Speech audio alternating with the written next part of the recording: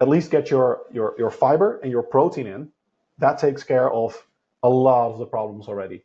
And then most people in research also, they end up with a lot lower energy intake, but they are not less happy with the meal. And that's super important to realize, that a lot of people have the idea that the amount of chocolate you put in your mouth is basically like a meter that fills up the happiness. But in reality, it's the satiation of the hunger that brings you the happiness and the joy. So if you can do that on a lower energy intake, people typically end up being just as satisfied with the meal, probably also with some more self-esteem and happier in the sense of controlling your diet.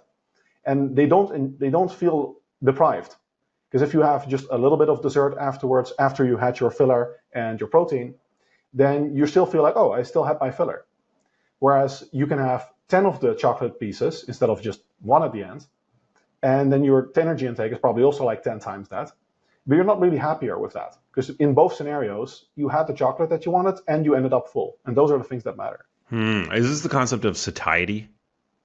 Yeah, so I like to think of the two S's. What I always teach clients is satisfaction and satiety.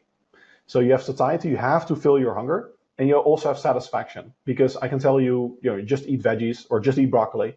And indeed, if you eat nothing but broccoli, for sure, you're going to lose fat. There's basically nobody that can eat so much broccoli that they're not going to be in massive energy deficit. So you're going to lose fat. And you also don't necessarily need to count calories or any of that. But is it satisfying? No, nobody likes that diet. It's never going to be popular.